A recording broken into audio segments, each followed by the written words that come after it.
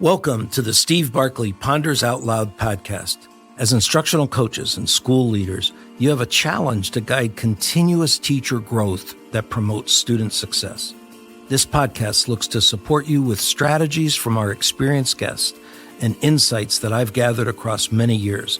I'm thrilled you're here. Thanks for listening.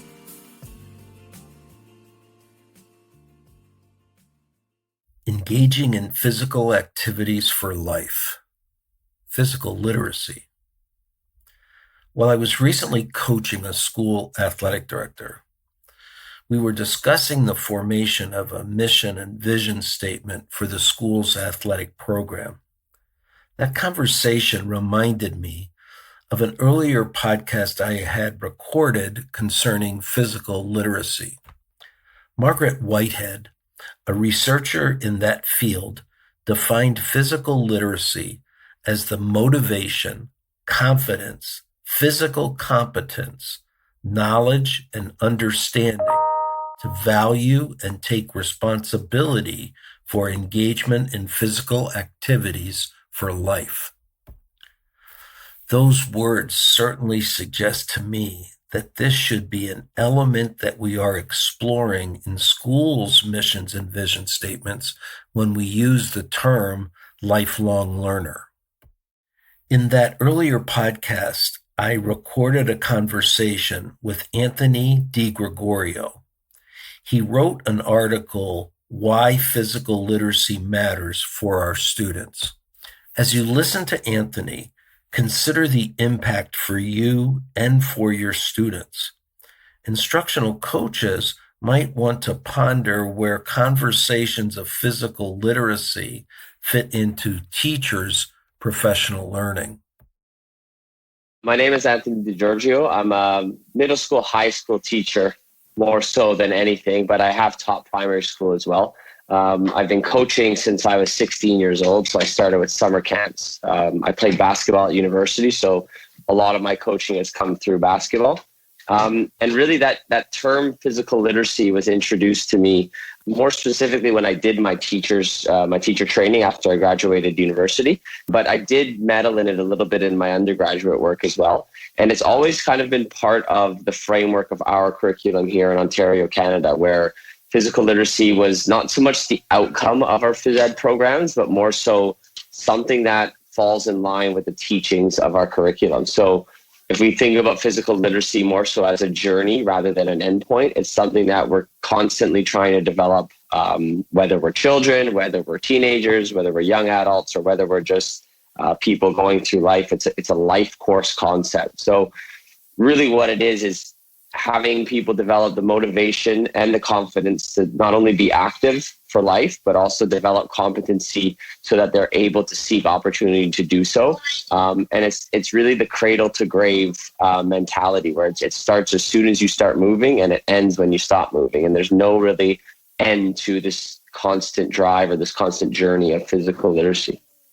So if I'm developing a student's physical literacy, as a student develops, is it okay to say across the continuum? Yep.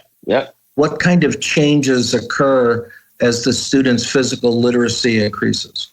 Yeah, so underlying physical literacy is really here in Canada. In 2004, I think one of the researchers who was a big driving force behind getting physical literacy to start becoming kind of mainstream in the sports organization world as well as the education world, it used the long-term athlete development framework. And what this framework was, it essentially started from when children were born. So from about even at the age of 3 months, when they start to develop certain reflexes and certain movements, your locomotion types, so hopping, skipping, jumping, walking, crawling, all the things that we oftentimes don't think about as movements that we need to teach, but rather that they just form the fundamental movement skills for life. And these are things that we need to do on a daily basis. If we're opening our cupboard, we need to reach, we need to pull something down.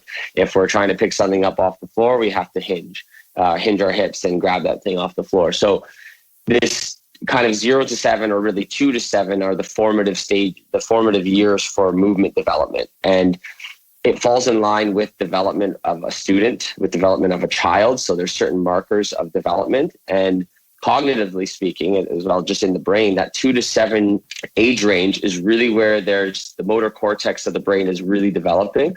And there's almost like a window of opportunity to really start to get students and children really moving in a way that will help kind of form those connections in their brain and kind of set them up for long-term success.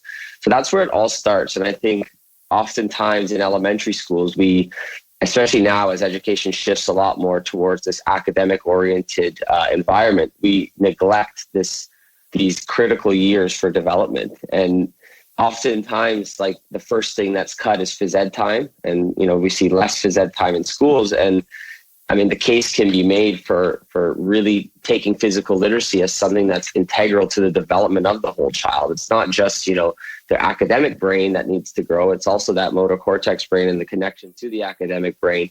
So that's a really, really, I think, overlooked aspect of development, and it's neglected a lot in schools. About being focused on social emotional development along with the academic development. How does physical literacy play into that social emotional piece? So that term of physical literacy, as you start to unpack it a little bit more, you start to realize that it's not just the physical. And Whitehead, who was kind of the pioneer behind the term of physical literacy, understood that we can't see the body as this dualistic body where we have our mind and our body kind of on one side or the other. It's more like a monistic view. So this is really taking from, Eastern trains of thought that kind of link mind, body, and soul together. So the physical literacy, like, it is the motivation and the confidence. So right there, we're already looking at, domains that transcend physical. They connect the mental, they connect the cognitive, and they start to give way to, it's not just about moving your body. It's about making the choice to move your body. It's about the reasons why you do it. It's about having the actual confidence. So that self-efficacy, right? The affective domain. So all those things there can really relate to the socio-emotional side of development, because not only are you teaching students how to move, you're also empowering them to make good choices, to feel confident in their choices. And, especially as we get into middle school, body image becomes a big thing, right? That peer-to-peer interaction becomes a little bit more, I guess, heightened for those students. So having confidence that you've developed, throughout the past 10 years, it really can help students transition from elementary school through to middle school, and really start to kind of develop that affective domain, which has so much influence on middle school learning. And I think that's one thing that, the more you empower students, especially at a younger age, the more confident they become, the more, comfortable they become with their bodies. It can really have a big effect on student learning as a whole. As I listen to you, this seems a impossible task for a physical educator in a traditional school to pull off on his or her own. It almost seems to require a joint effort with all school staff. Yeah, I mean, it speaks to the fact that, I just ran a workshop this weekend. Actually, I was in Ohio doing a workshop for the International Baccalaureate. And when I do these workshops, I don't want to use the word preach, but I do end up preaching that, regardless of if you teach phys ed or if you don't teach phys ed, we're in the business of teaching students. And we all should see ourselves as part of their growth and development. And health is a big thing that, oftentimes it falls on the phys ed teacher to, deliver this health curriculum that has all these different standards in the US. In Canada, we don't have standards, but all these different topics that we need to teach. On top of then playing the sports and getting them active and having moderate to vigorous physical activity and doing all these things in the most reduced amount of time possible. So part of my work in my master's program is going to be developing a framework that integrates this physical literacy concept, so long-term athlete development concept, with CrossFit Kids. So I'm a CrossFit coach as well. So using the CrossFit Kids framework, which a lot of the time mirrors what they talk about in physical literacy, but marrying those two concepts together to kind of integrate into curriculum and develop a school model of wellness, where it's not just the phys ed teacher who's in charge of doing all things health and well-being related, but each teacher sees themselves as integral components to developing students' socio-emotional learning, but also that mental side of things, the cognitive side of things. And then the phys ed teacher can obviously do some with the physical, but it's also supported by other teachers as well in their classrooms. So I'm wondering if you could kind of think through a scenario with me. If you saw yourself as a PE teacher in an elementary school versus middle school or a high school, how would you see approaching the staff with thoughts or ideas that would carry your knowledge over into the work that they're doing in classrooms? Yeah, so I mean, here in Ontario, we have a program that was implemented, I'd say almost 10 years ago, but is not really adhered to. It's called the Daily Physical Activity Guidelines, and it's meant that every single teacher in the school, so this includes classroom teachers, and this is at the elementary school level, has at least 20 minutes of some sort of activity in the classroom. So the concept of this is great because, you can break this into 5-minute bursts of activity in your classroom. So a lot of times you hear them called brain breaks or brain boosts. But it's just a way to get kids moving in the classroom. And it doesn't have to be anything complicated where you're doing some extensive, exercise programming. It could just literally be standing up, sitting down, standing up, sitting down, running around the class a little bit, right? Using your chair as some sort of implement. And if you've ever taught elementary school, you know how much elementary school age children like to move. It's like, it's a gift I taught first grade. There you go. So you know exactly what the nature of a first grade child is like, right? Movement is like something that they do, and sometimes they don't even know they're doing it. They like to move and fidget and do all that.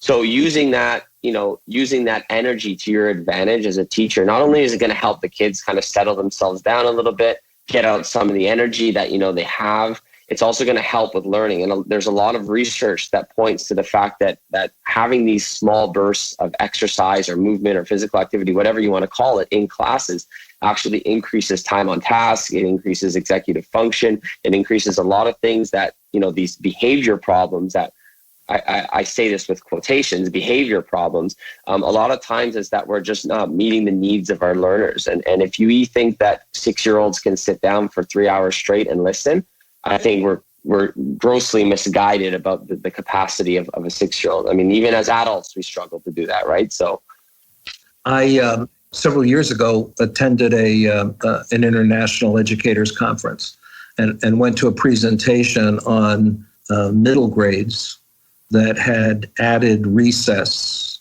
to their schedule and identified a improvement in student learning, which was kind of a surprise because there's a tendency in most places that would think by middle school you've moved away from that idea of outside and moving.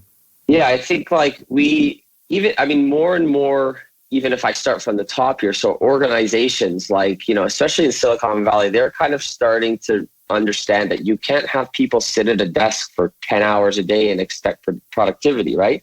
There's not only are there physical benefits to movement, of course. I could list those off. We could talk all day about them, but the added cognitive or, the socio-emotional or mental, whatever you want to call it, the added benefits that come with people getting up, moving around, having active lunches, walking around, having some sort of corporate wellness program.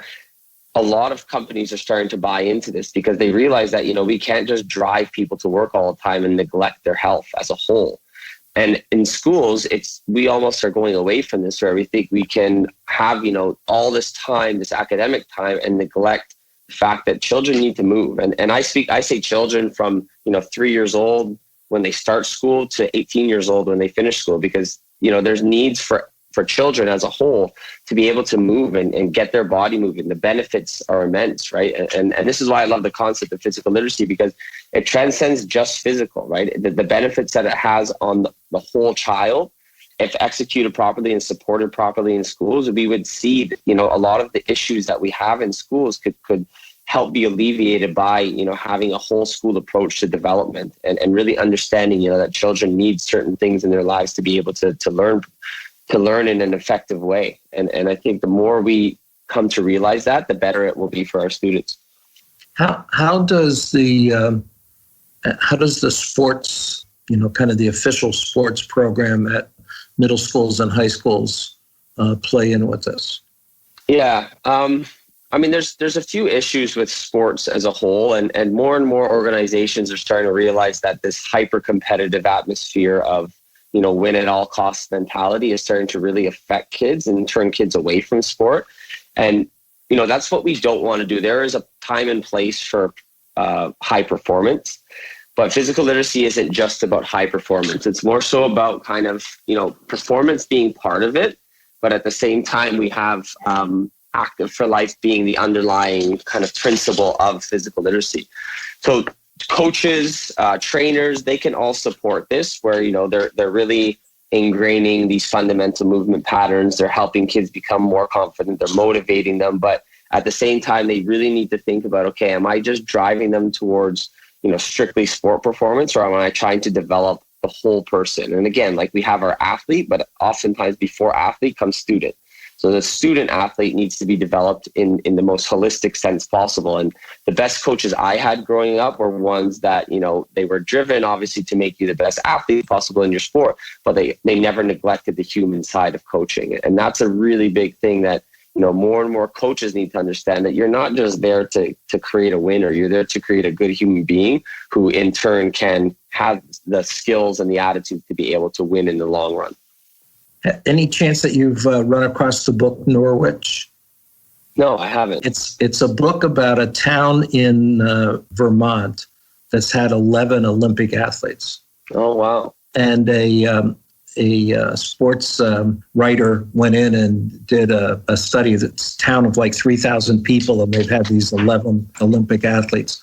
And one of the interesting components was that they worked hard to keep all kids engaged in several sports. Yep. It was kind of the opposite of what you would think of jumping in and moving kids to the high performance piece right away, and kids who weren't high performers engaged. And what jumped out at me as I was listening to you is one of the Olympic athletes talked about that several of her best friends are students who competed with her through all those years that weren't peak performers, and the social emotional of what she developed from them and with them, that when she's struggling, they're the first friends she picks up the phone to connect back with. Yeah, and there's so much benefit for playing sport and being involved in activity, and unfortunately, we're seeing a lot of kids drop out and just stop doing any sort of sport. And it doesn't have to be sport. It's also just any sort of physical activity as a whole. So, in a lot of schools here in Ontario, we only have requirements of physical education until grade 9. So after grade 9, you don't have to take it at all. And unfortunately, a lot of students drop out. And amongst girls, it's a 75% dropout rate, which is incredible, because you think like that's 1 in 4 girls that miss the opportunity to really have a chance to learn about development and health and all that kind of stuff, but also to be empowered. And, what you spoke about, that girl, the socio-emotional side of it, like that is why a lot of people really get into CrossFit. That's a big thing, is the social element, the community that it creates, that, people are not only motivated by themselves and obviously the goals that they have, but also like the community that they're within. And if you can build that kind of networking or that culture within a school, like it empowers people to move. And I don't mean just the students. I mean like getting teachers on board, getting administrators on board, inviting parents in, inviting administrators at the board level, and to kind of see what a program or a culture of wellness can really do for a school. And I think it can be something that really transcends, this traditionalist model of what we view as education. It can be something that helps students develop, immensely. And as they leave school, they have tools and skills that, they'll be able to use for life. And I view this as a preventative medicine approach rather than something that's like, okay, I'm only going to increase student learning. It's something that, it can increase student learning, but at the same time, it creates a healthier society. There's, I guess what I'm hearing here is an attitude or mindset that's critical for us to be developing among students. Definitely. And that's why I speak to the how integral it is to get students at the elementary school to start living this approach to kind of to movement, to buy into, what it means to be health and all that kind of stuff, because it's the formative years. They're called the formative years for a reason, right? We can instill this incredible mindset in students. And the more kids that you get at an earlier age, the more buy-in you get at that middle school level, the more buy-in you get at the high school level. And it kind of has a knock-on effect. I was lucky enough that when I was younger, especially in elementary school, I remember all my PE teachers, my coaches. My dad was one of my coaches growing up a lot in baseball and basketball. So I had such great role models that, always had this kind of approach to development. And, before performance and before winning, it was the development of the person. And that's something that I firmly believe in. And that's what I want to give back to my students. I've really enjoyed chatting with you. Your article sent me off to do some extra study, and I know it's going to continue for me. I'm wondering if there's a question I should have asked that I didn't, that has left out an important part you'd like to add to the message here. Yeah, the biggest thing for me is I always feel as a phys ed teacher that I need to sell my subject. And, as much as I'm a physical education and health teacher, at the same time, I'm a teacher. And I think the more that teachers and administrators and even parents realize that, phys ed teachers play an integral role to the development of students.